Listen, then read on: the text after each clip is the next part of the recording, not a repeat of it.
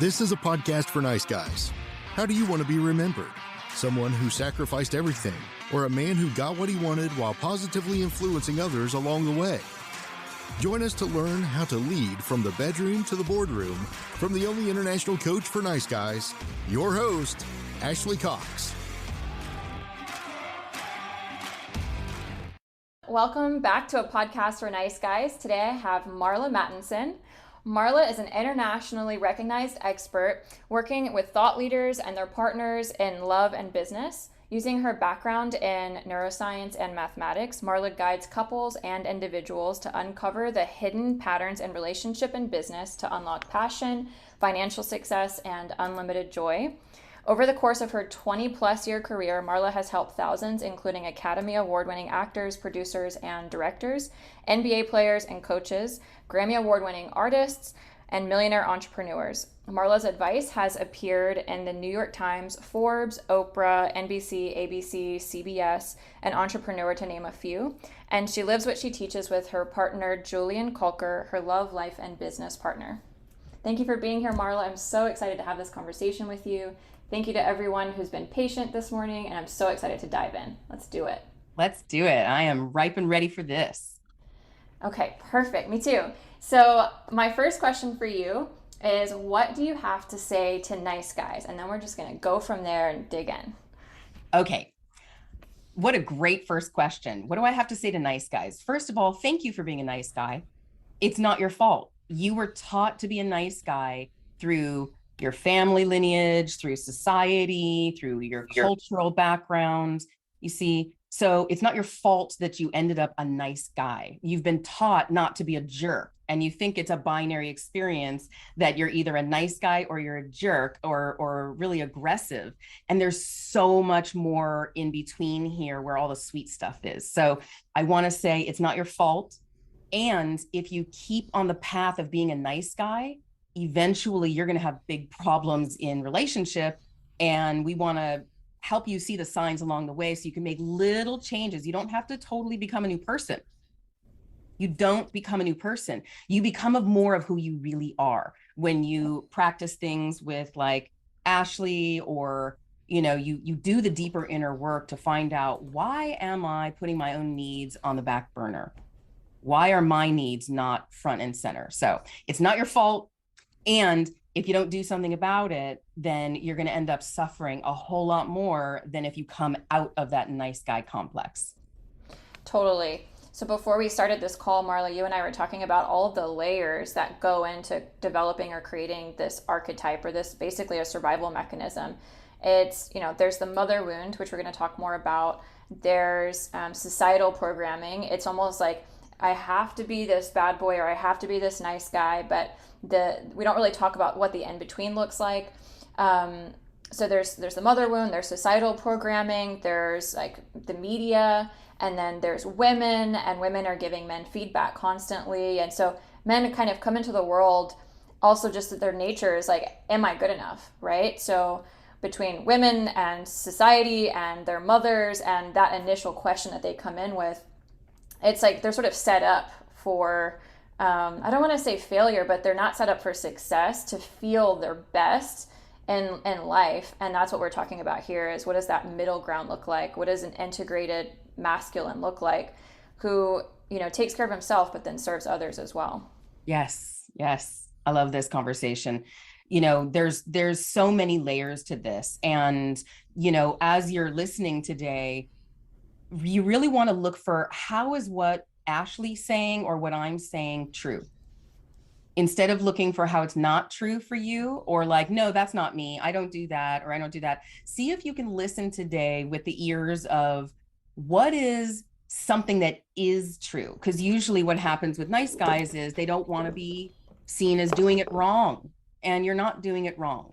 It's just that you weren't taught in any way how to be fully expressed as a man, and be in a relationship where you don't have to sacrifice yourself, where you both get to be fully expressed. And that's the ideal situation in a relationship. And that is something that, it's not about perfection, it's about progress, and it's about process. How are you becoming more and more authentic within yourself? Right. I think what most of them run up against, and I'd love for you to speak to this, but what happens is, let's say they're in relationship and they do start to express, they do start to speak their truth, maybe for the first time ever, and they haven't been happy for a while. They are constantly criticized, or feeling very controlled, not feeling good enough, and nothing I ever do is good enough, that sort of thing. And once they start to speak their truth, they might get a lot of flashback. So I'd love for you to speak to that. Oh, you mean the fire that breathes out of the dragon's mouth? Yeah. Just a little bit. Yes. Yes. Guess what? As soon as you try to, if you're in a relationship right now and you're trying to get out of the nice guy pattern, if you don't do it in collaboration with your partner, meaning if you don't say, hey, I don't enjoy the current pattern, the current dynamic we're in, where, I feel like I'm walking on eggshells all the time and you're doing your side of the pattern. Don't even try to name what it is, that I'm doing this and then you're doing your side of the pattern. If you don't have some kind of an initial conversation of like, are you down to change this? Are you down to have me lead more in this relationship where you get to relax and you get to surrender into me? You see, if I want to develop more of that, I'm the nice guy right now in the relationship, right? I want to develop more of myself as a leader in this relationship. Are you available for that, sweetheart? And if she says yes, that's when you say, okay, great. So the first time I push back on you with my true needs, which are going to include saying no, and which are going to include saying, I really appreciate you asking, and I'm currently a no for that. That means setting boundaries and being loving and kind about it. The first time I do that, or the first 5 to 10 times I do that, would you be willing to be as kind as possible when you are greeted with a no? And if you can make that agreement in advance, it is going to set you up for massive success, and you're going to do it in collaboration. You're going to do it together. Now, if you're not in a relationship, you can just start fresh. You're going to start fresh. The next person you go on a date with, you are not a nice guy and you're not an aggressive person. You are responding to what's happening, and you're not going to sacrifice your own needs for the other person. So you get to just start it from the beginning. You can say no and practice saying no. I mean, I was a full yes person as I was growing up. I was not really allowed to say no without a backlash, right? And so I was a total people pleaser. It's probably hard to see that now because I don't do that anymore.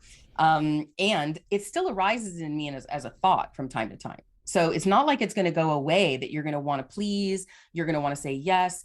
So the idea is practice saying no to little tiny things as a way to build that muscle of saying no when you really mean it. And that way you won't say a hard no when there's something that you really are a no for. You're going to practice a tender, God, I really want to say yes to you for that. And I would be sacrificing myself if I said yes to that. So I'm willing to say no. And by the way, that's sexy.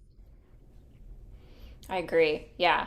And I would add that it doesn't even have to be in the relationship. They can start to practice saying no in life, right? Like to the waiter or the waitress when they feel pressured, to give an answer or say something right away, or to their mother or their father or their kids or their friends. The friends is a big one. So if there's a little ping inside and there's a no and it's not a full yes, to go and explore that, and to not even just to say, I'm a no right now, but I'll circle back, right? Or I'm a no right now, and or like, I just need a couple of minutes, or I'm just a straight up no, or whatever. And also they don't require, like, they don't have to give an explanation either. And so practicing the discomfort of saying a no or saying it's a no right now, and then feeling that discomfort in their body, especially before they start to do it with their partner, is huge, because there's a whole central nervous system process that they get used to, and they get to build up. They get to build up their central nervous system.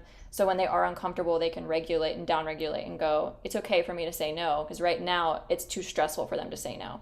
That's right. And there's a difference between I'm currently a no versus I'm a total no.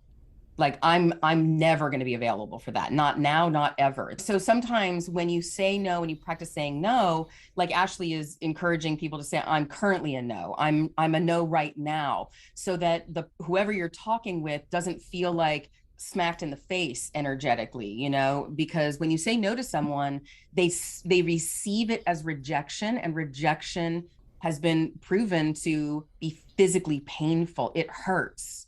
Rejection hurts physically in the body and in the mind and in the heart. And so when you say no, it's just painful. So instead of just saying no, you say, I'm currently a no for that. And if you say it in like a lighthearted, cheeky, playful way, you can say, currently I'm a no for that. Right? Like if at some later time you know that you might be a yes for that thing, right? You don't want to lead somebody on, but if you're currently a no because of timing or whatever, but eventually you're going to turn into a yes, or you do kind of want to do that thing, you know, and you want to be a yes, but just not right now, then be a yes and like, ooh, yes, I'm a yes for what you're saying, just not right this moment. Currently, I'm a no. So it's a yes and. Can we do this tomorrow or on the weekend? Or, you know, so that you're not shutting down the other person and you're still practicing saying no. So when you can say, I'm currently a no, it's just a softer expression of a true no, and it's received a lot easier because it's like, ooh, if it's currently a no, there's room for maybe there's some negotiation, or there's some, you know, we can talk about it, or, you know, it can turn into a yes with some conditions, you know, and there's nothing wrong with conditions. Conditions are important. You mentioned that a no feels like rejection in the body. And I think that someone who is trying to avoid rejection at all costs, which a lot of men especially do, a lot of men with this particular personality type or survival mechanism, the last thing they want to feel is rejected because it hits some deeper wounds. And we'll get into that in a minute. But they're sort of projecting onto other people and not wanting to say no because they don't want people to feel rejected because they wouldn't want to feel rejected. Yes. Yes. So that's projection, right? Projection of how the other person is going to feel based on how you feel. And this is such an important thing. It's like we make so many assumptions about our partners and what they want and what they need. And most people don't just ask. And my love, life, and business partner, Julian, and I, like you said, we practice everything that we teach. And, you know, when you can practice being in that messy middle and not knowing together, you know, and even when you're dating, be in that messy middle together, and not, you know, it's not always super clear on what's the pathway forward. However, if you're practicing really being authentic with yourself, then the pathway forward starts to become illuminated, and in neither person needs to make a sacrifice when you're doing it that way too. Yeah. I would say that in an ideal situation, each partner is attuned to themselves and then attuned to one another. And so what we've been describing up until now is almost an over attunement, or the projection, or it's like, I am assuming that you're going to feel X, Y, and Z. And so I'm going to get ahead of that. And maybe I'm assuming you're going to say no. I'm assuming you're going to get upset if I say no, whatever let's say a man is asking his partner, hey, how do you feel about me going out with my friends, right? Just for an example. And he's assuming she's either going to get mad or say no, because maybe that's the history in the relationship. And so because he wants to sort of get ahead of that, and he doesn't want to receive that or feel that in his body, maybe he just won't ask, right? And maybe that's projection. Maybe that's, how it feel for him to get rejected. Maybe he doesn't want her to feel rejected. There's all kinds of stuff there. But what it's not is him having a real-time conversation with her, being attuned to her act. Like, what is it about this that's really bothering you, right? So I can communicate my needs, and then I want to check in with you to see what's going on for you, and we can meet in the middle instead of me assuming or projecting or shutting down, so neither one of us feel pain, and essentially self-betraying, at the end of the day. Right. And you're speaking to meaning making, where we make meaning out of something that may or may not have the meaning that we're attaching to it. So avoiding rejection is a natural human evolution. We tend to avoid rejection. However, if you shift your mindset to think of this in the way, and I like to go through the logic pathway first, because if you can understand logically what's happening and why it's happening, then you can make different choices. And you can make those choices based on, oh, logically, if I keep doing this, it's going to lead down this road where I'm going to be unfulfilled. I'm going to be attacked all the time for doing it wrong. I'm going to feel like I'm walking on eggshells. I'm going to feel like, nothing is ever enough for her. And eventually you're going to lose the connection sexually is what happens. So, basically the long-term impact of being a nice guy in relationship over and over, where you're really stuffing your feelings down and you're not being authentic, is sex goes away, because it's not sexy to be with someone who's a people pleaser. It's like, it's just, it's kind of milk toast, and there's no vibrancy, there's no pushback, there's no let's get into it, there's no passion, and there's no fire, because the fire is always being put out with a yes. And fire, when I'm a yes for something and Julian is currently a no for something, when he has the courage to tell me no, my first reaction is thank you. I've trained myself, by the way. My first reaction was not thank you in the beginning. My first reaction was like, what? Right? Just like every other powerful, strong woman, right? As soon as you tell her no, she's gonna be like, what? What are you talking about? Yeah, you're gonna bring it. Of course you're gonna do this, And when he has the courage to tell me no and stand in his no with kindness in his eyes and love in his heart, then that is what is satiating, because I say to him, thank you for telling me your truth in this moment. Thank you for having the courage to tell me no, even though I don't like it and it doesn't feel good in this moment. I'm celebrating the fact that you are doing it and you're sharing this truth with me, and let me, down-regulate my emotions now and let me feel into what I really need then. If you're saying no to that, what's really true for me that I really need. And that's how you have a conscious relationship. That's how you start moving things forward. And instead of, because you kind of mentioned nice guys who just kind of essentially brace for impact. They're bracing their way through relationships and through life, like trying to avoid the pain. I don't want to upset anybody. Fuck that. Upset everybody. Just upset everybody. If, like, this is one of the fun exercises for nice guys. Like, if you're a nice guy and you have a fear of upsetting someone or people, intentionally go into a space that you don't know anybody. Dress differently than you normally do. This is super fun. Go into a coffee shop and just be bold and wild. Just be like, I need my latte today. Like, do something totally out of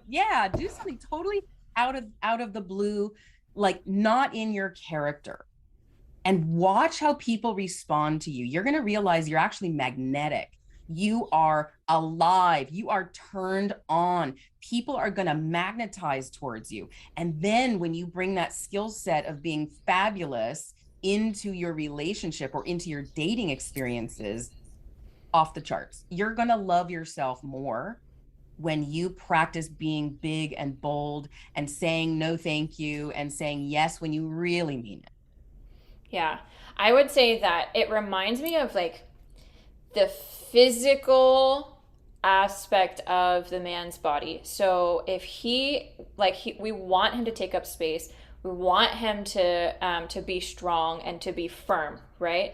Like when you think about the physicality of things, and the opposite of that, the people pleasing, the self-betrayal, every time you say yes, but you really meant no, you're making yourself smaller. You're making yourself literally like flaccid, like smaller and smaller and smaller. And then that's why it becomes like a sort of a permission-based relationship where it's like, can I please, And so you want to take up space, right? And you want to know how you feel and express how you feel.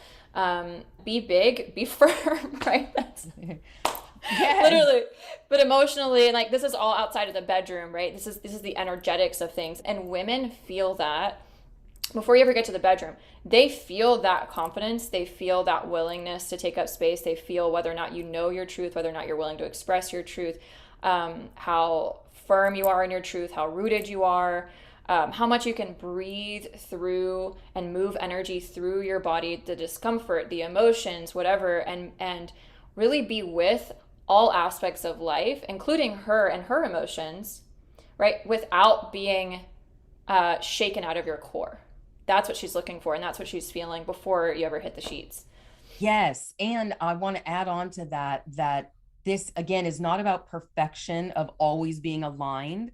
It's when you realize that you're not in your full sovereignty, when you realize you're not living from your real desires. You're saying yes when you really mean no, or you're saying yes when you're really, I'm not sure actually. So, when you can say to yourself, I'm not quite a yes right now for that, right? It's you really can practice this in a harmonious way where it's like when you're off, can you get closer to being more aligned with your true desires? Because the truth is, when you've been people pleasing for many years, you kind of don't really know what your needs and desires are. And I'll share with you my personal private story around that. In my early 20s, I started going to therapy, thank goodness. And my therapist asked me in one of the first sessions, so Marla, what are your needs? What are your needs? And I was like, my needs. What does that even mean? And I literally said, well, I guess I could live in the forest. So I was like, I don't need shelter. I guess air and water. That's what I said. Okay.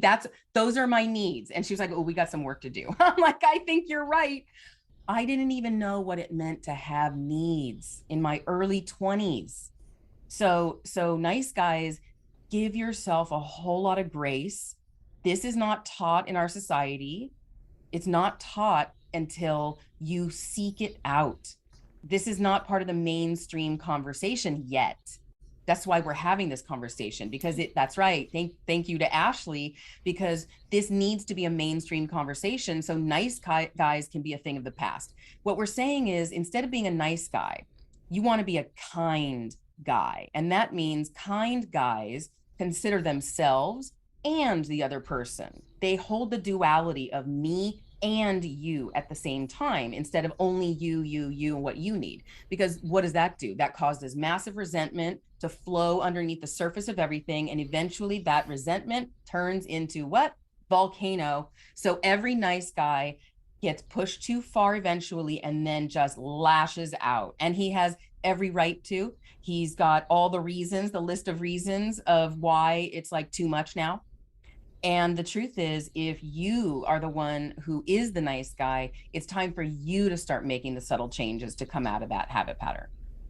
Yeah, if you're feeling bitter, resentful, overly emotional, offended, feeling like no one cares about you, and or angry, that means that something is off. That means that it's not necessarily, maybe the other person is acting in a way that's less than loving, but what I would offer you is that there's something going on within that may be out of alignment, and you're seeing the reflection of that in your externalized relationships, and you're going, man, because if you don't advocate for yourself, no one else will, right? So there's a part of you that's not completely showing up, and maybe you're resentful or bitter at the other person, but what can you control, right? And that's you. You can't necessarily control you can't control the other person at all. What you can control is you, and you can go, wait a minute, how can I fix this? How can I, and again, not in a codependent way. That's the nuance here. That's the tricky part, because it's like, the codependent wants to fix everything. The codependent wants to sacrifice themselves. And so you may not fix it in the way that you think, like the way that you may naturally be inclined to fix it. That may not be the answer. So Marla, how do you think a man can start to fix it, but not in a codependent way? Yes. Well, first of all, I'm glad you're asking that. So I wanted to talk about what nice guys are doing right. What are nice guys doing perfectly? Okay. Because it's not about changing everything. It's about changing and shifting the perspective of trying to get everybody else's needs handled before your own. And women express this as people pleasers also. So, there's nice guy Ned, that's what we call it. And then there's, people pleasing Penelope. And so it's both lead to suffering, both of them. So what nice guys are doing right, they care. They actually want their partner to be happy. They actually want their partner to be pleased and in pleasure. They care so much that they're willing to sacrifice their own needs to make sure that their partner's needs are met. And that is an incredible list of qualities that we don't want you to dissolve. We want you to build on that idea in a healthy way. So we want you to take what you're doing well and develop it so that your needs are also met, right? So that you can be considered equally in the relationship equation, so to speak. My background is in mathematics and neuroscience, okay? So I'm always going to go to that logic, right? They care and they want their partner to be happy and pleased and in pleasure. Those are invaluable qualities, okay? Now, those can be expressed in the negative, right? Where it leads to suffering for you and elevating the partner on a pedestal, right? Like, oh, her needs are everything. Bow to my queen. If you're bowing to your queen, which I highly recommend bowing to your queen, and she's not also bowing to you, then there's an issue. I will bow to Julian at his feet and kiss his feet and love on his feet, just like every queen will when she's with a king, when she's with a man who also is strong in his sovereignty. So what's the pathway here, Ashley? What is for you when you're working with nice guys? And this is your mastery here. When you're working with a nice guy or a group of nice guys, and they care, what are one of the things that you initially ask them? Hey, if you change this, you're going to have a different outcome. I'm curious. Yeah. So something that I see over and over again is that what they're trying to get from the partner, what the feeling they want to experience with their partner, the gap there that they want their partner to fill is, interestingly enough, often the gap that they wanted their mother to fill. And so I asked them to write a letter to their partner and saying, a list of grievances, right? These are all the things that are bothering me. If I'm being really honest with myself, and maybe I don't want to be honest with you yet, but if I'm being honest with myself for once and really laying it all out there, and I write this letter, if I then go and cross off my partner's name as a man, crossing off my wife's name or my partner's name, and I write mom, and I take out some of, maybe it's like minor details that, maybe there was something about lunch, right? Obvious. But when it comes to like the emotions of it, it's almost identical to how they felt as a child. And so that's where I would start, is like, how do I start to get a handle on that internal material, on the root or the core wounds? So I know what's my partner and where she's not showing up, and I know what's me and my own mother wound and my internal insecurities, my internal need for validation, my neediness, right? And then from there, I can know the difference between me being needy and my actual needs as an adult, because there is a big difference. Yes. I love that. So when we start, this is why it's complex, and this is why it's helpful to have a guide, right? Because basically you've got what Ashley's talking about, which is the core mother wound, which everybody has that, by the way, no matter what your gender is. Everyone has a core mother wound and everyone has a core father wound, right? And a core parent wound. If you weren't raised by, mother and father, you were raised by grandparents. It doesn't matter. Whoever raised you, you have wounds around that, because we're all human. So we don't do it perfectly. We get perfect lessons. And the idea is that you're not supposed to stay in one way of being your whole life and avoid pain. you're wanting to grow and learn the lessons and evolve over time. That's part of why we're here on Earth. And that's my personal perspective, is we're here to grow. And so if you're here to grow, you want to take a look at your origin story. You want to take a look at the beginning. And Ashley's technique is an amazing technique of writing out your list of grievances and replacing, your partner's name with mom, or your last girlfriend's name with mom, and just feel into how icky it feels, to be honest. And it feels pretty icky when you realize, oh my gosh, I have been literally projecting all of this mom material right onto this person. And when you realize that they're also doing that with their daddy material or their parent material right onto you, and then you're not even interacting together as a couple anymore. Your patterns are interacting. The projections are interacting with each other. And so that's why it feels like you're so separate. So the idea is, when you get in harmony with your own material, like Ashley is encouraging people to do here, and you look at how, the tenderness of, oh yeah, my needs were not met. Like, for example, I'll say for me, I've done this kind of exercise as well. And I used to feel like depleted. I used to feel like I never got enough. I never got my needs met. Everything was just a little bit outside of my grasp. And I've done quite a bit of work over the years. I'm 51 now. And it's kind of incredible. I feel nourished. I am the nourished one now. And part of this is about shifting your identity from being the nice guy. Like, if you're not the nice guy, then who are you? And what's so challenging here is that messy middle spot of, you don't know your new identity yet. You can't even imagine what that new identity looks like or feels like. You've got to be willing to go into the unknown. You've got to be willing to be, I just don't know how to do this. I am in surrender to the process of coming out of, like, unzipping the nice guy coat and putting on a different identity until you can see clearly how the nice guy is not you. And that's why I say, go to Starbucks, go to your local coffee place where people don't know you. Go to a different spot and dress up as somebody different, a little more schnazzy, a little more different, and then go in there and practice being a different aspect of your personality. And you'll start to see, oh, I get to choose.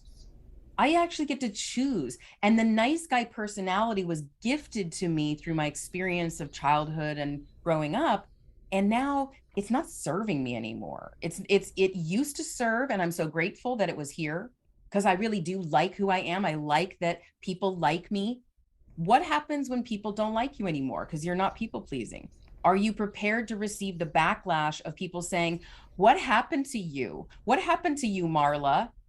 What happened? You used to be so sweet and kind, and now you're just like setting boundaries and not accepting my behavior anymore. Yeah, that's right. Thanks for noticing.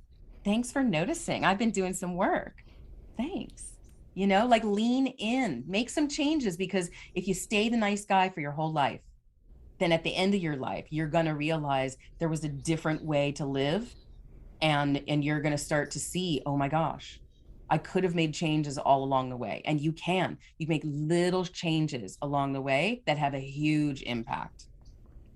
Yeah, I think what you're talking about is what I would call reparenting yourself. So you're talking about doing identity work.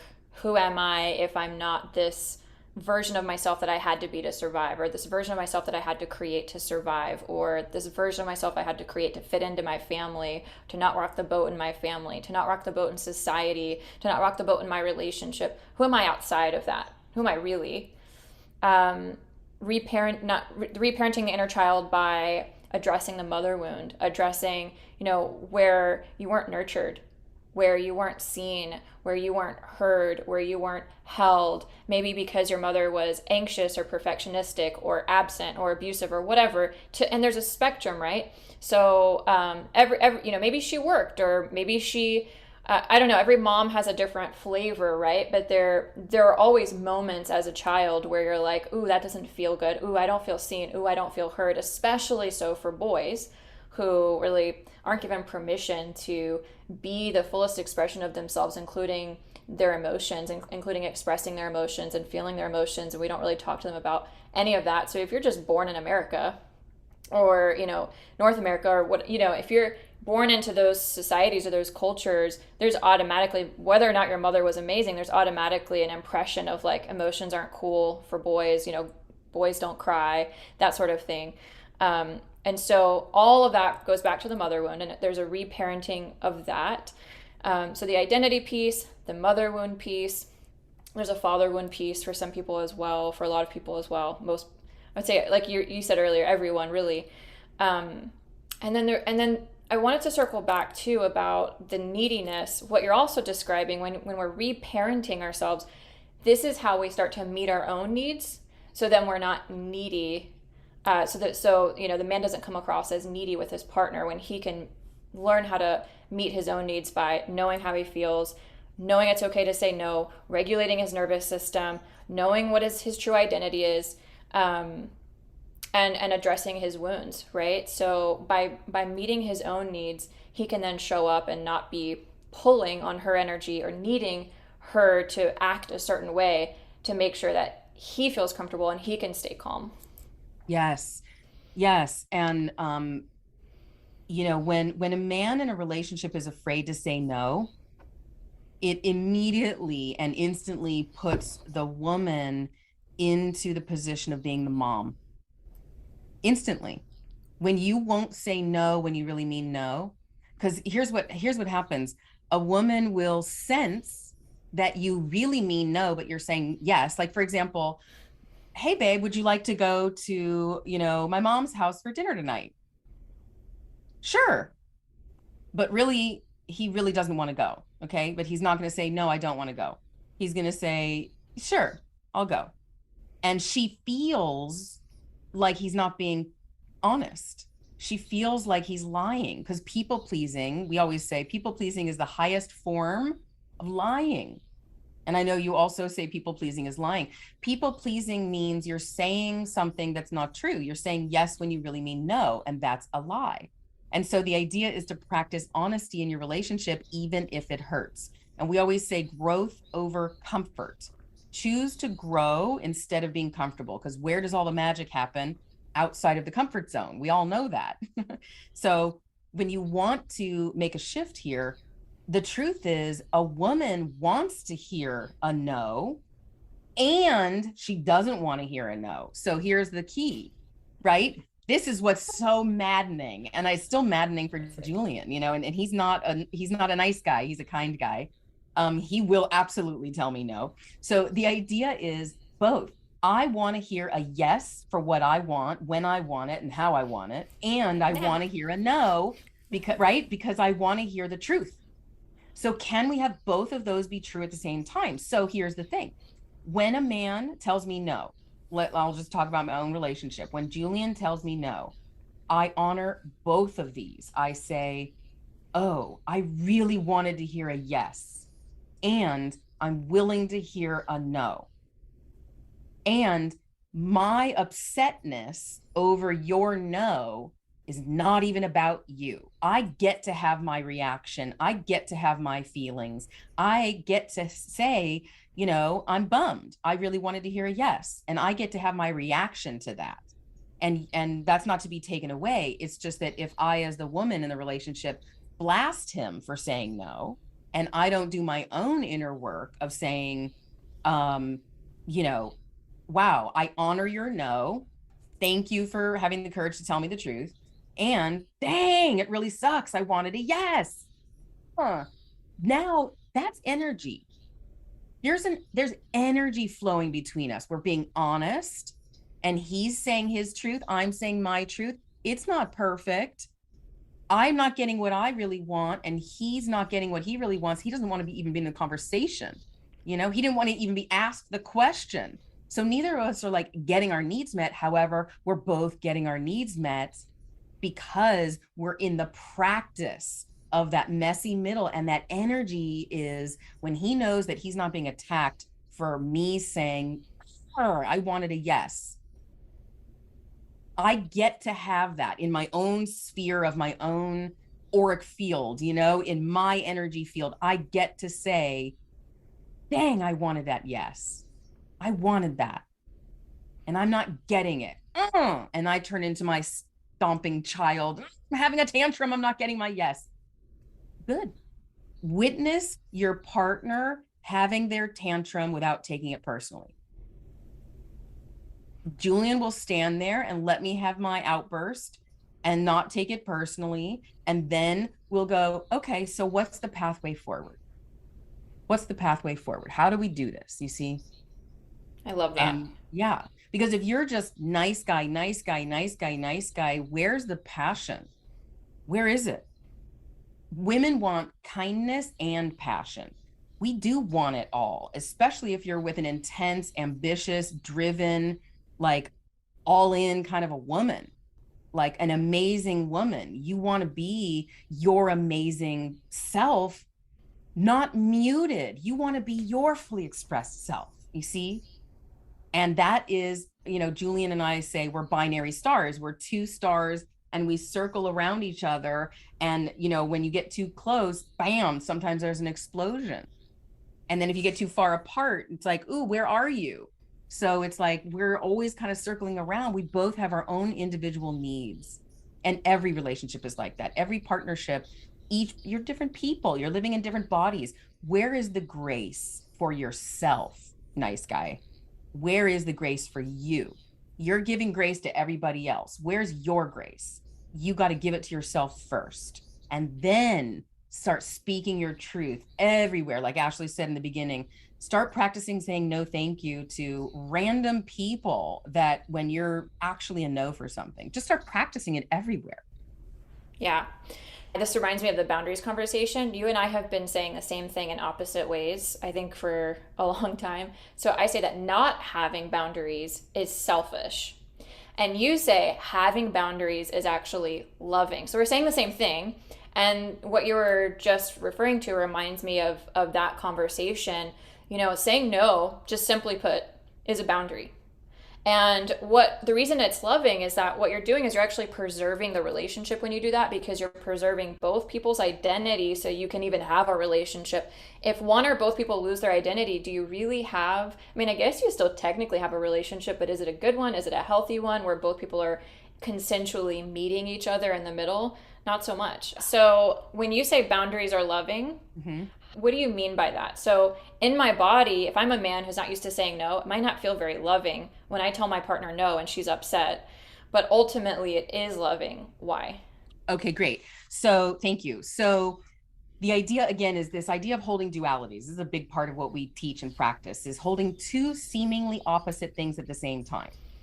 And so knowing that your programming has told you that boundaries are not kind, and that now boundaries are kind, how do you resolve this?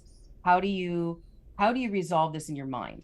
The idea is you consider the now and the long term at the same time. So you consider this moment, my body reaction is saying, don't set a boundary, just deal with it. That's the now. And considering the long term is, if I don't set a boundary, then neither one of us are going to be learning how it feels when I say no. It's a practice.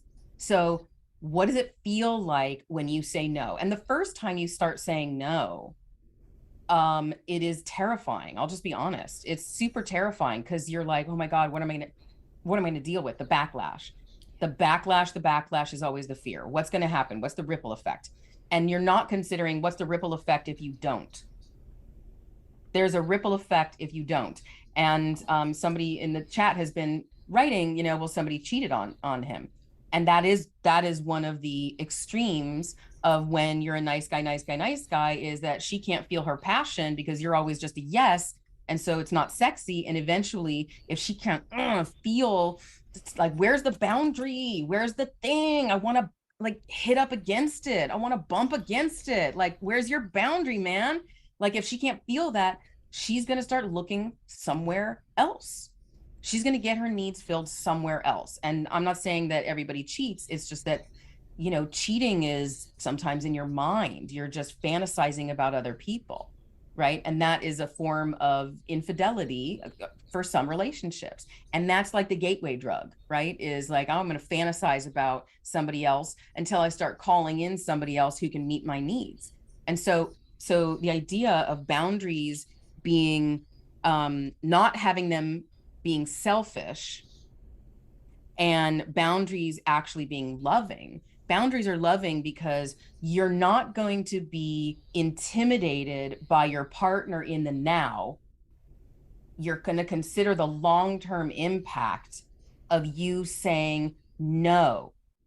And if you can imagine, and this is why it takes cognitive ability, you have to activate your frontal lobe. You can't be in your emotional center. You need to be in your logic, and you need to remember, even though it feels terrifying, saying no is a practice, and saying no is healthy, and saying no is loving when I really mean it. Not just to be mean, or not just to say, oh, I'm going to say no because because I want to, or, some snarky kind of a no. No, it's a tender no. It's like, oh, babe, I've been saying yes to that for so long. The truth is, I've been people pleasing you. I'm a no for that. And I don't want to do that. How is it for you to hear a no from me? That's the pathway. You're tender about it. You don't have to turn into an aggressive a-hole. You can just be like, man, I've been saying yes to you for so long. I don't even know how to say no anymore.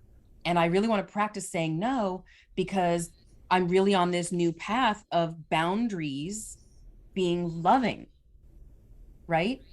And saying yes is typically actually easier for me because then I don't have to deal with your reaction. And now I'm willing to deal with your reaction. And I request that you're as kind as you can be when I tell you no. Yeah, I would rather deal with your short-term reaction than the long-term consequences. That's right. Yeah. That's right. I got to say something about that. That's the biggest reason why men won't do it, is because they're not willing to feel the immense pain in their bodies and in their minds in the moment when they practice saying no. It hurts. It physically hurts. It emotionally hurts. It spiritually hurts. When you say no to someone that you love, that you really want to say yes to, and you still don't actually really understand why you need to practice saying no, it's really challenging. And so if you still don't see the reason why saying no is kind, then you've got to come you've got to come to Ashley's retreat. You've got to get some more training. You've got to get some guidance on why is that true? Because eventually nice guys, they have so many issues in their relationship and it's hard to unravel them. That's what Julian and I deal with. We help not just couples, we help entrepreneurial couples. So couples who, the regular relationship advice doesn't work because they deal with time differently. They deal with money differently. They deal with how to invest in everything differently than couples who are, employees. So when you're really in the space of wanting to grow beyond your current circumstances and you want to have an epic relationship, you want to practice saying no when you really mean no. And you got to understand that there's going to be a physical body reaction in you that tells you you shouldn't do it. And you're going to need to override the lies that your body and mind are telling you about withholding your no. Let the no out. Who let the no out? Who, who. Let the no out, baby. Let it out. I love that. I have two really big things to say about this. One is kind of short. It's that your yes means more when she knows you can say no. Okay, thank you. Why does she poke at you when you say yes and she goes, are you sure? When she asks you, are you sure? Do you really mean it? That's because she doesn't trust your yes. She doesn't trust your yes. And if she doesn't trust your yes, you're going to get a soggy response from her too. You're not going to get her passion. Her passion's going somewhere else. It's going to go into her career. It's going to go into her body. It's going to go into the kids. It's going to go into something else, not you.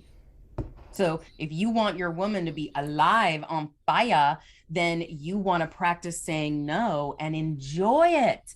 What if actually you went all the way to enjoying it? because nervousness and excitement are the same pathway in the brain. It's the same pathway. It's just the meaning you attach to it. So all that zzz, like, oh, butterflies in the stomach, whatever, it's the same thing. Imagine going on a roller coaster. One person is like, wee, and the other person, oh, right? Same experience, two different meanings. Am I terrified? Am I excited? Turn your terror into excitement. That's just a thought switch, because you're dedicated to an epic relationship, not one that goes under the radar where you don't have any problems or challenges. Every relationship has challenges. It's just which challenges are you going to want to engage in? And coming out of the nice guy pattern is a beautiful process. It's such a beautiful process, especially if you're guided, because it's really challenging to change it on your own. I'll just be honest. It really is challenging. It's almost like breaking an addiction. You couldn't have said it better. Yep. It is. Yeah, there's withdrawals, you're afraid, it's the thing you've been clinging on to avoid the pain, and ultimately it just stacks up until finally you have to face it, face all of it. The walls close in, and everything you've been avoiding, all the conflict you've been avoiding, all the self-betrayals, all of the fallout that's occurred because of the people pleasing, all the times you said yes to everyone, but you had 5 yeses and you could only honor one of them, so then you disappointed 4 people. All of that starts to the walls start to close in when you look around and you start to wake up from the addiction and go, I can't do this anymore. There's damage. I'm leaving damage in my wake. There's damage on my body and me. There's damage with the people I love. There's damage at work. There's damage in my life. It's costing me money. It's costing me my executive function. And loosening that and freeing yourself from it and actually looking at it can be terrifying or exciting, depending on. Right. Right. And what you're talking about is so much pressure. When you try to keep up the nice guy routine, you start to feel like nobody really understands you, like nobody really gets you, like you can't just be yourself. And that's why nice guys also sometimes cheat, because they're not being seen, or they're only being seen with like the smackdown on their hand by their partner and the mommy role, and that doesn't feel great. So then the nice guy is like, well, who's going to treat me like a passionate man? Right? Who's going to activate my passion? It's not my partner. But they don't realize it's coming from the fact that they're not willing to set a boundary and say no. No, like you say, is a complete sentence. You don't need to even explain why. You can say, I can't really tell you why. It just is a no currently. And if, again, you use the word currently, then it doesn't feel like an ultimatum and it doesn't feel like a pushback. And nice guys are deeply emotional. They really care a lot, and they feel like they're doing it right. They feel like, oh, this is the way relationships are supposed to be. I'm supposed to keep the peace. I'm supposed to be the strong man. And there's truth to that. If you're doing it at the sacrifice of your real truth, then you want to start questioning that. You want to start keeping a note in your phone, a nice guy note. When are you noticing that you are acting like a nice guy when really there's something inside of you that's saying, I don't want to say yes to this. If I could be my full, bold, unapologetic self, would I say yes to this, or would I say no? Or would I say I'm not sure? And I always say, if you're a maybe or I'm not sure, that's a no. That's currently a no. Let yourself lean into the no. And it's interesting because if you're not sure and you're used to saying yes all the time, practice saying no when it's a maybe. And that will give you spaciousness. Like, I'm going to say no to that right now. It might change. And currently I'm a no. How is that for you to hear? It's a great reflection question, because if you just say no, then she's probably going to attack that. But if you say, currently I'm a no for that, how is that for you to hear? Well, I don't like it. Yeah, I figured you wouldn't like it. What does it touch in you? What does it activate in you? What thoughts come up for you when I say no to that? Ask her a question. Women love it when you ask us questions, and then we can blah, blah, blah, blah. You don't have to listen with all your attention either. It's very hard to listen to a woman for a long period of time. You got to chunk that thing, you know. And by the way, women, if you just talk, talk, talk, talk, talk, you got to chunk it. You got to pause, check for, you know, reflection. Well, what are you hearing from what I'm saying, babe? Or do you want me to kind of distill it down? You know, there's a kindness both ways that goes back and forth. And if you want to start practicing saying no with love in your heart, then you can share, like, I really want to say yes to this. And to be honest, I'm practicing saying no when it's even a hint of a no. Because if I can tell you no and you receive it with kindness in your heart, then you're going to be able to start trusting my yes and not question it anymore. And that is sexy, because I know when Julian says yes to something, he means it. I don't have to question that at all. In fact, I said, are you sure? He hates that question. And men who are really in their sovereignty and men who are not practicing the nice guy routine, they don't want to be asked, are you sure? They said it, they're sure. Receive it. We always read meaning underneath everything. Forget the meaning. Most men are just straight up like, this, I said it, don't question it. You question it, I'm gonna, no, I don't want to hear that. Here's what I said, receive that, and let's move forward. And when you start having a relationship where you both get to say no when you really mean it, possibilities are endless. And by the way, that translates into the bedroom. Yeah, it creates safety. Yeah. Yeah. Right? Yeah. So, and that's why, like, nice guys can feel unsafe to women. And it's ironic because that's the last thing they want. They're trying to not be that guy. They're trying not to be the bad boy. And they're like, why don't you feel safe with me? I don't get it. Why are you repelled by me? Why are you freaking out? Why do you feel like uncontained? I'm doing everything I can for you.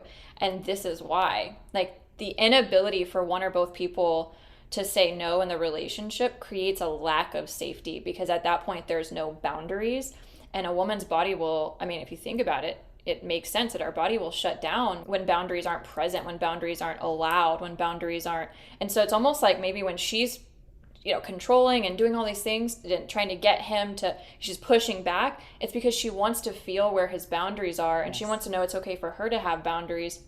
She's trying to push the relationship into a different direction. It's not about the thing she's actually getting upset about.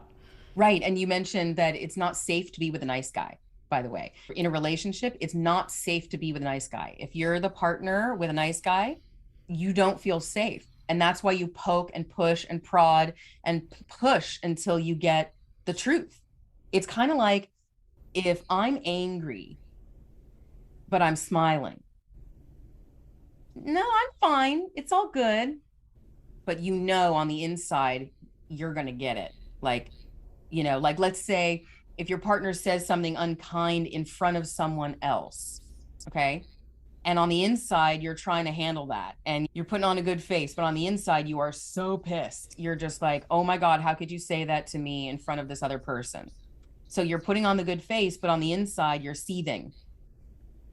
That's what a nice guy is doing. A nice guy is stuffing down his real, true feelings and putting on the smile. And that's why it's not trustworthy, and that's why it's not safe. That's one of the reasons. That's not the only one, but that's a main reason. And so, you know, to come out of the habit pattern once you're in a relationship is complex. And you have to both be willing to go through and look at the pattern, your side of the pattern and your partner's side of the pattern, and unravel it and look at it objectively, and then make decisions together in collaboration of how are we going to navigate moving forward so we can get closer and closer together. And that's why I love what you do, especially with singles, because you're teaching people how to come out of that nice guy pattern before they even get in a relationship, or even, of course, once they're already in one. But it's so much easier if you start practicing this before you're even in a relationship, while you're still single. Like, work through this material and play and practice. Go on a date and be the guy who's not the nice guy. Be the kind guy. Kind guys set boundaries, speak their needs, say no, they're kind about their no, and they love themselves so much that they're willing to be in whatever pain from potential rejection in the now, because they're dedicated to a life of love and passion and generosity flowing in both directions, not Yeah, just from them out. when he does that, it gives her permission to do that. Right, right, right. Right. And when he loves himself, he can fully love her. So if he doesn't love himself, he can't fully love her. That's where it becomes codependent. So he's setting the tone and he's opening up his capacity to give her those things that he's giving himself. And I wanted to circle back a little bit to the safety thing. Two things come to mind. Hopefully, I can remember them. Um, One is if she can't, she's watching you, right? If you can't say no to her, then she can't trust that you can say no to the world. So Right. that's a safety issue. You know, are you going to give all of our money away? Are you going to let anybody in our house? Are you going to say yes to every invitation you receive, even if it means that your priorities get thrown off? Are you going to get overlooked for the promotion because you don't know how to stand up for yourself and say no? And, you know, the ability to say no in the world is crucial, and it affects the home, it affects her. Can you say no to somebody who's trying to attack us, right? Can you push back, you know, with them? Can you protect us? So there's that piece. All of what you said, I totally align with. And I think the scariest part is that women don't trust that you're going to say no to another woman who's going to come and beguile you. Because if you don't have the boundary to say no to me, how are you going to say no to a gorgeous, flirty woman who doesn't have boundaries, who's willing to be with somebody who's already in a relationship? So not trusting you when you go out, not trusting if you want to go out with the guys or if you want to be alone, that if you can't say no to your partner, then how are they going to trust that you're going to say no, like Ashley said, in the world, and specifically to other women? And that's why women in relationship with a nice guy tend to go, well, who are you talking to? And they get overly clingy and overly involved. They go snooping into phones and they go looking for problems. They're poking at you for the problems so that you say, I've got this, babe. Back off. I've got this. What are you poking at? Stop poking at me. Put all that energy that you're poking around into my life into your life. You don't need to do that for me. I've got this. That's what women want to hear. I've got this and I've got you. And I have good, clean boundaries. So you don't need to worry about that. What all those things you're worried about, you don't need to worry about the promotion. You don't need to worry about other women. You don't need to worry about any of those things. Because I know how to say no. And that is so satiating for a woman. Because there's enough issues that go on in relationship, the day-to-day, you know, all the things that arise, the family lineage patterns that arise. And if you're already in the mask of a nice guy, then you're starting behind the start line, right? You're not even starting at, okay, let's do this. You've got to take off that coat first so you can actually be yourself and be trustworthy. And what you're referring to is when we see women start to spiral out of control Yeah. because they don't feel safe. They don't know where the boundaries are. They don't know where the container is. It's unpredictable, right? If the guy is people pleasing, life becomes very unpredictable for the woman. And that's stressful. And so what ends up happening is she starts to spiral out of control. She starts to control things. She's like, well, if you're not going to take charge, I am. Somebody's got to, because her emotional self starts to, you know, bubble up to the surface and freak out. And that's why it's so good for the one who has the testosterone, who has greater accessibility to be calm. It's wonderful when he does that, because women trying to do that doesn't always work out well for us. When we try to go into our masculine in a really toxic way and try to control things and sort of take the man's job, and we start to try to protect, it just gets messy, right? And then he's like, what's the point of me being here, right? Well, by the way, control, and I know this one really well because control, you know, that's my go-to. I have control material, and if I direct my control in my relationship, it's going to just pull it down. If I direct my control and my desire and ability to control in my business appropriately, or in my self-care routines and my self-love practices, those are appropriate places to put control. But remember, control in a woman often has to do at the core is very tender. It's super tender. Women who control are actually usually terrified. And so if you just, again, like we talked about, here's two people, and then you've got their projections interacting, right? So like if I'm controlling, then my control is interacting with Julian's desire to not be controlled. And then boom, we're off to the races in an explosion. But if I can go, wow, I really want to control this situation. I want to control his answer. I want to control how this happens. And I'm being true and authentic with myself. And I'm like, ooh, yeah, I've got some control stuff going on. And I ask myself, well, what's underneath that? Why do I want to control? What is so important to me right now? And it usually has to do with not trusting that something is going to happen the way I need it to or want it to. And that's my material. And so when your partner gets controlling, instead of saying like, oh, I guess that means I need to say yes, let the control in her unravel a little bit. Let her talk it out. Ask her a question. Tell me more, babe. What's going on for you? What's underneath this? I mean, if I can say yes, I will. And I'm not currently a yes for this. So tell me, what is so important to you? Why do you want me to do this thing right now? What are you afraid of? Yeah. And some women are going to reject that question. Like, I'm not afraid of anything. Of course you are. Of course they are. And that question is sometimes, look, no matter what you say, probably there's going to be like a little explosion whenever you inquire. Let the explosion be there. Don't take it personally. Pretend you have a hazmat suit on, you got your hat, you got your gloves, you're protected. You don't need to cave in and say yes just because she's having a big reaction. Let her have her reaction and let it be there and let it hang in the space. Don't even respond. Just be there with her. Stay with her. We like to say nose, chest, and belly button aligned, not where you're like out that way, but like really aligned, and be there for her and say, tell me more. What else is going on? Yeah. Yeah. He's able to stay grounded and present and rooted in the midst of her emotional wave.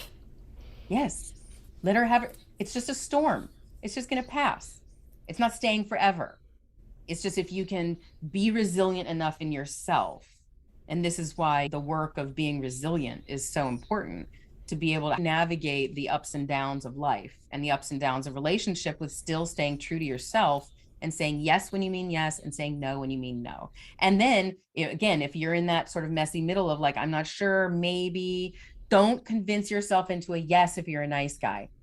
Convince yourself into the current no. Let yourself lean into the current no and practice saying that and experience, because it isn't even that big of a deal for you to say yes to something you're a maybe for. You see? So if you're allowing yourself to lean into the no, you're going to get practice, and practice is what creates resiliency. So I have one more question, and then we're actually going to move to Zoom to take questions from the audience. So my final question for you in this vein, or with this topic, is you said let her storm pass and stay centered. And I agree with that. And there's nuance here if she's being abusive, or let's say her version of the storm is blaming and shaming and pointing the finger and going crazy, right? How dare you? I can't believe you didn't come home until 11 p.m. You said you'd be home at 10 and you don't even care about me and it's all your fault. Let's say that that's the nature of the storm. I've even had clients where women are like, they throw things, that sort of thing. So what is the difference between staying grounded and staying aligned and staying centered in the middle of her storm and accepting abuse? Where do boundaries come into play there? Yes, thanks for asking that. Yeah, it's never okay to accept abuse, number one.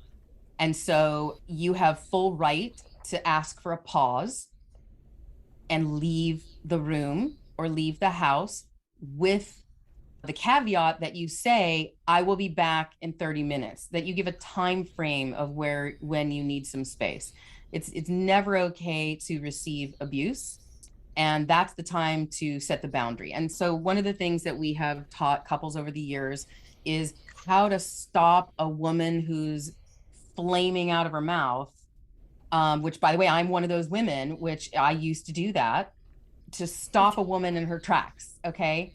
Because when you practice as a man not accepting that, it's so hard, and she's probably going to fight until you really are truly not going to stand for it.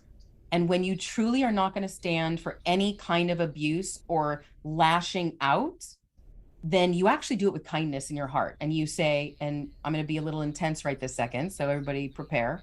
You say, hey, hey, hey, stop, stop, I like that. Stop. And in fact, you can do it in front of your eyes. Stop. Pause, pause, pause. And you just keep doing that until she pauses. And then, and she won't like it.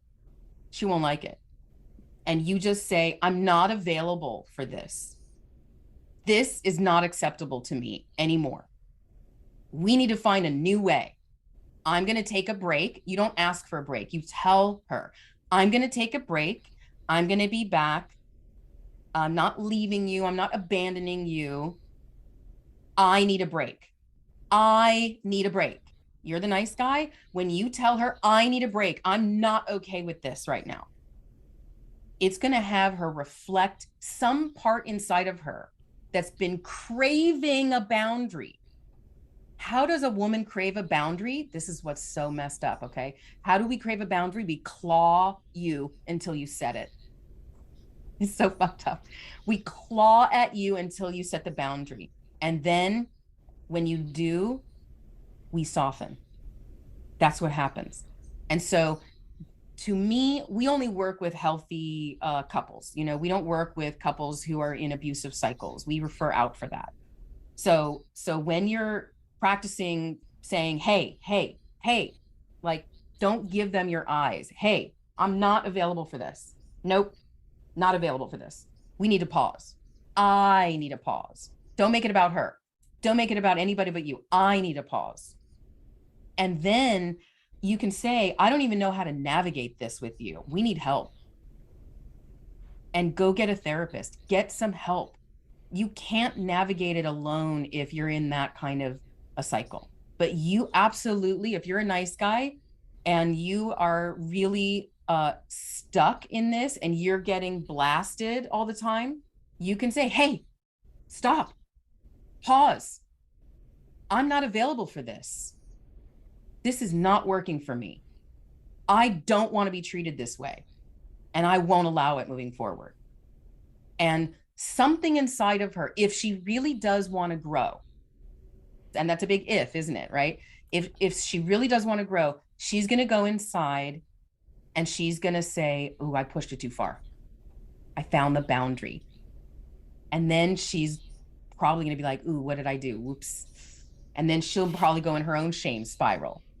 And that's the beauty. Then you don't go into your rage. That's when you come together in tenderness. And you go, I know, babe, we're in cycles that are not healthy for us. I want to do something different. Do you also? And then you can start moving forward. But you don't have to stand there and receive the blast. You don't. In fact, she's craving a boundary. Any woman who's blasting you is asking for a boundary. Nobody wants to rage like that.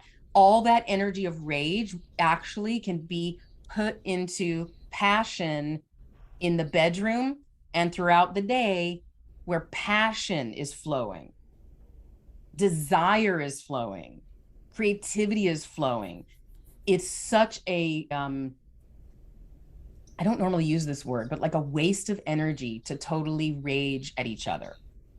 You could be using that energy for productive experiences in your life where you get to enjoy each other and come out of those habit patterns. And it starts with you being able to set a boundary. I have a theory that men like these toxic women because it's passionate. Like they're great in the bedroom, like, that sort of thing, right? And so what you're saying is a man can sort of masterfully redirect that energy and set those boundaries so that energy can be used in a productive, constructive way instead of a destructive way. Yes, yes, yes. And it's something to play with, by the way. I gave the most intense example of pausing someone. There's also super playful ways to pause someone. So if your partner's raging at you and you know that you're like, oh, I'm freaking out right now, another thing to do is lean into a playful approach. And that's also a little dangerous, okay? Because she could definitely, respond with, you don't take it seriously, it could lead to more. So you want to experiment, try this, try that. Nothing works every time. If you do the same thing every time, it's not going to work eventually. So you've got to keep doing new, fresh things. So if she's raging at you and you go like this, you go, hey babe, hey babe, hey babe, hold on one second, hold on. Bam! And you smack your own tush. Be like, babe, I'd much rather do this kind of thing with you than whatever this is. Like if you have the wherewithal, okay, to like activate your own frontal lobe, activate your own executive decision maker, where you're like, I'm not enjoying this. I feel like I'm being lashed out at. It takes a lot of awareness to do that in the moment. But if you can do a playful move or let her know in advance, next time we get into this raging thing back and forth, I'm going to try something different. So we come out of the habit pattern. Again, now you're in collaboration coming out of it. That's the idea, is that you want to try new things together and you want to do it in collaboration. Like, I'm going to try something different and it may or may not work. I tell Julian, oh, okay, here's what you did. Try this next time. Say this to me next time and see if it works. And, like all kinds of things. Like we used to gossip behind the scenes in our relationship and neither one of us are gossipy. And so we were like, we don't want to gossip. What are we doing? And so when one of us would start on that train of talking about someone else when they're not in the room, one of us would go, golden flag, which is a sign to say, you are gossiping and I don't want to be part of that. I don't want to be the other side of that. Golden flag.